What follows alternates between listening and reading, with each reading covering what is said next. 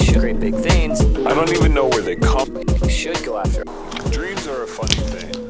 So one of the hardest things to do is go from a fuzzy idea to something that you make. And the reason why it's hard is because when you're in the space of dreaming, you can basically imagine things that don't make sense. It's literally a dream. So if you want to fly or have stairs that go nowhere, you can't. That's the amazing thing about dreams.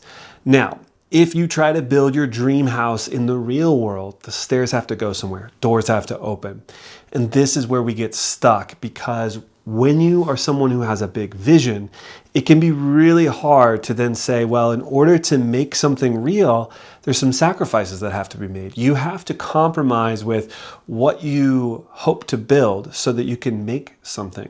And a lot of us get stuck in this space of wanting to build so much and dreaming of something that costs millions of dollars to make, and we think, well, I don't have millions of dollars, so I'm not going to start. And this is a way of hiding, which means that you could start and it just won't be the thing that you hope it will be. You actually have to start where you are.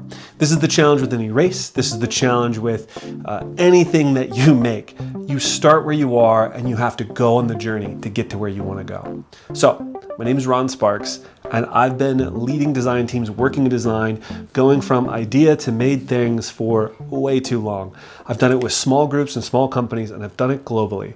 And so my hope is that we can talk about some of the creative endeavors and things, concepts, tools, mindsets, routines that will help you go from fuzzy idea, something that you want to make in the world, or maybe even a really clear vision, to taking action and the steps that you need to make that fuzzy vision super clear. And today, I'm going to start with just going over some themes. In the world of design, one of the things that's super important is iteration. And so I've developed a number of tools that help you iterate quickly, find new questions. I like this saying, find questions worth asking. It's more important to find good questions than to have the right answer. Because if you know a good question, it opens many possibilities. Often in life, there isn't just one answer. So what you actually want is a question that is unanswerable, that allows you to explore into a new space. So a while ago, a couple years ago, I nerded out and I developed a set of cards that would help you build questions. And they were made around basically core design concepts.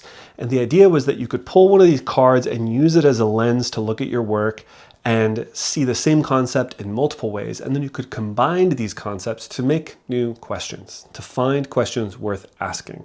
But I'm going to revisit some of that today because it's kind of cool. So this is what I call the AHA deck. And so this AHA deck is a set of concepts that help you form questions. All right, tension. So that is the word here. And the first thing you want to start off with when you're working with concepts is you want to understand deeply what a thing is. So what is tension? Well, on this side, tension.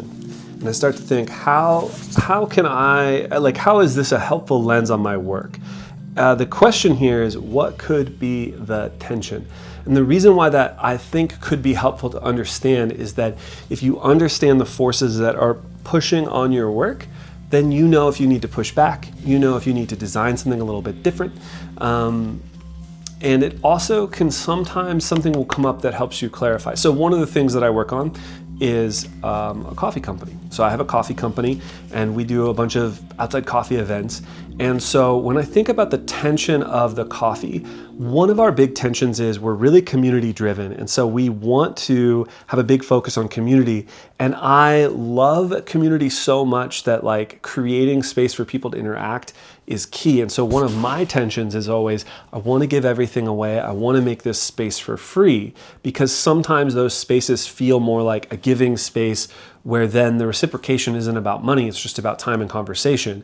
And that is intention of, well, if I want this thing to grow and work long term, I do need to make some money. So I need to find a way where it can still feel like community, but there's a space for people to provide funding and get an exchange of value that's not just a conversational change. And so there's a tension in the system of the coffee company that we're building, which is this community versus commerce. And we have to be very aware of that. So as we make new experiences, we consider the tension and how those things change the overall experience of the brand. And so for me, by understanding and saying, cool, what could be the tension in the coffee company that I'm working on? It allows me to see something that I wouldn't have seen otherwise. And for me, that is a really powerful way to uncover new things that I can use to nudge forward. I like having tools that allow me to come up with new ways of thinking. It's especially helpful if I'm stuck and I don't know what to do. Having a new way to look at the things that you always look at can be really helpful. One series is just themed on cards and finding new ways to ask questions about the work that you're doing so you can see your work in a new way. And if it helps you, great. If you're curious about these cards, they're not for sale, but you can download them for free. If you don't see them, let me know and I will hook you up. But the thought is more important than the physical paper. So cheers.